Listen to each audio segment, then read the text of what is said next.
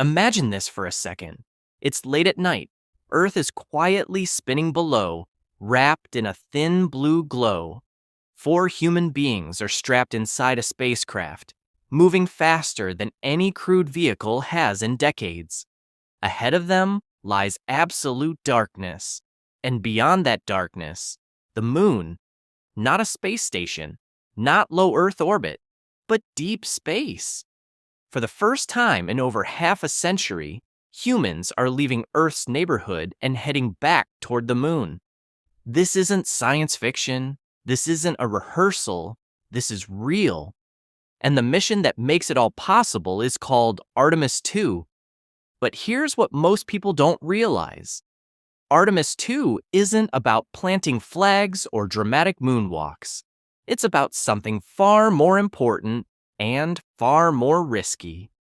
This mission is the single test that decides whether humanity is actually ready to return to the moon and eventually go beyond it.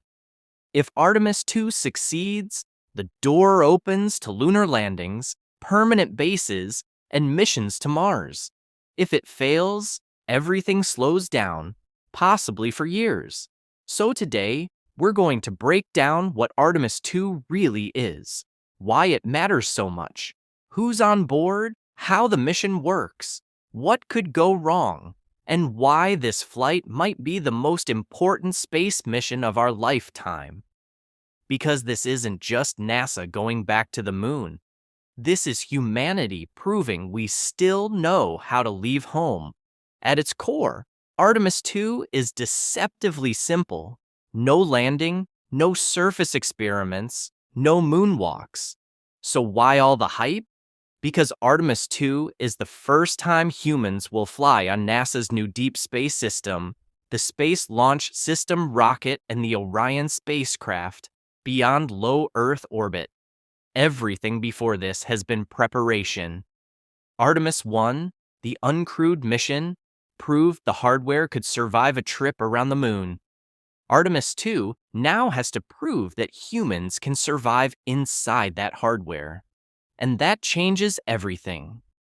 When people are on board, the margin for error shrinks to almost zero. Life support has to work flawlessly. Navigation systems must be precise. Radiation exposure must stay within safe limits. Communication delays become real, not theoretical. In other words, Artemis II is a full system stress test, with human lives riding along.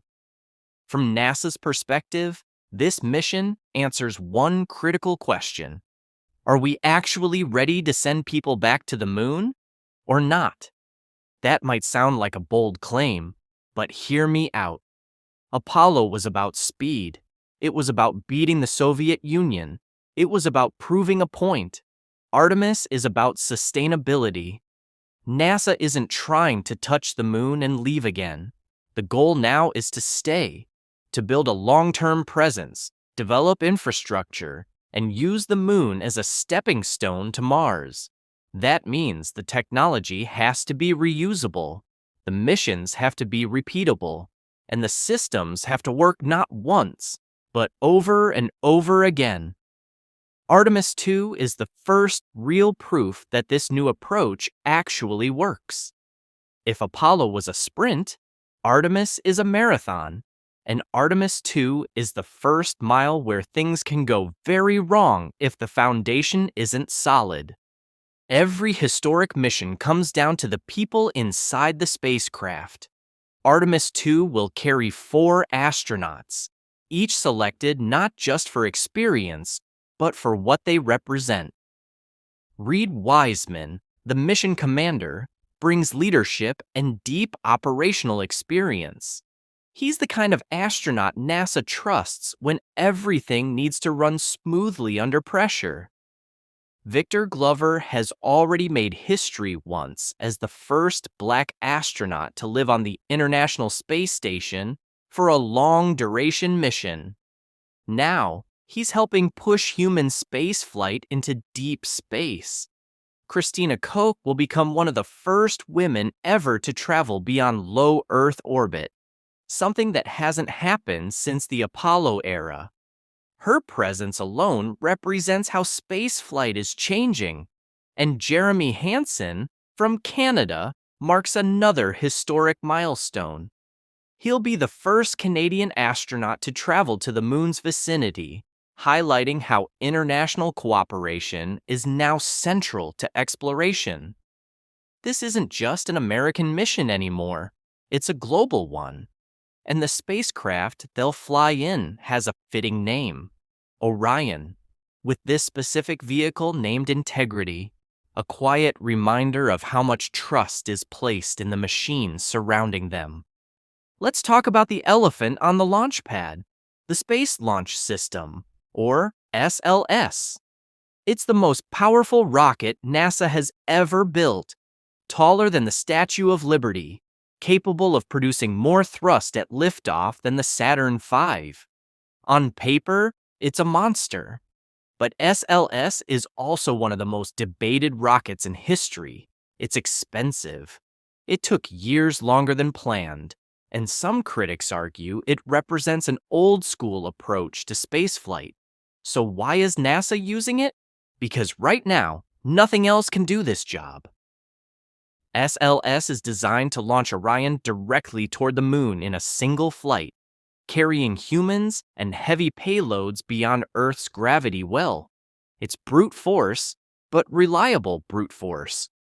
For Artemis II, SLS isn't just a launch vehicle, it's part of the test. Engineers need to see how it performs with a crew on board, how the vibrations affect humans, and how all systems interact during ascent. If SLS fails here, the entire Artemis timeline shifts. No pressure. Compared to the International Space Station, Orion is tiny. There's no room to stretch, no privacy, no luxury, and that's intentional. Orion is built for survival, not comfort. It has to protect astronauts during a violent launch, days of deep space radiation, extreme temperature swings, and a re-entry faster and hotter than anything since Apollo. The spacecraft is made up of two main parts: the crew module, where astronauts live and work, and the European Service Module, which provides power, propulsion, oxygen, and temperature control. That European contribution is crucial and symbolic. Artemis isn't just NASA's program. It's an international effort, laying the groundwork for shared exploration beyond Earth. For Artemis II, Orion's systems will be pushed harder than ever before, with astronauts actively flying, monitoring, and even manually controlling the spacecraft. This isn't a passive ride. It's a hands-on evaluation of humanity's next deep space vehicle. Once launched from Kennedy Space Center, Artemis II won't head straight to the moon.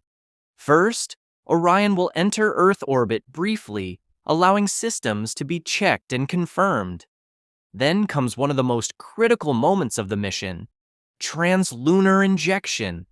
That engine burn sends Orion out of Earth's gravitational grip and into deep space. From there, the crew will travel roughly 240,000 miles away from home. No rescue, no quick return, no safety net. As Orion swings behind the moon, communication will drop out completely for a period of time, a reminder of just how far away they are. The spacecraft will use the moon's gravity to slingshot back toward Earth, testing navigation, propulsion, and guidance systems in real conditions. This path may look simple on a diagram, but in practice, it's a masterclass in precision spaceflight. This isn't a sightseeing trip. Every day of Artemis II is packed with objectives. The crew will test life support systems in deep space, monitor radiation exposure beyond Earth's magnetic shield, perform manual flight operations, evaluate communications, delays, assess how Orion handles in real mission conditions. Just as important, NASA will study the human factor. How do astronauts sleep in Orion? How does isolation affect performance? How does the body respond to deep space radiation over multiple days? These answers directly shape future missions. Because if humans can't handle deep space psychologically and physically, no amount of technology will fix that. Ironically, the most dangerous moment comes at the end. When Orion returns to Earth, it will hit the atmosphere at blistering speeds, generating temperatures hotter than the surface of the sun. During Artemis I, engineers noticed unexpected wear on the heat shield. That led to redesigns, adjustments, and intense scrutiny. Artemis II will be the real test. If Orion's heat shield performs as expected, it clears one of the final hurdles for future lunar landings. After surviving re-entry, the capsule will splash down in the Pacific Ocean, where recovery teams will bring the crew home. Only then will NASA truly know if Artemis II was a success. Artemis II isn't about headlines. It's about confidence. Confidence that humans can survive deep space again. Confidence that new systems actually work.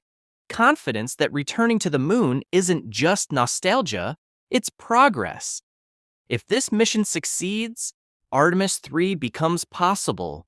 Lunar landings return, permanent exploration begins, and the moon becomes a proving ground for Mars.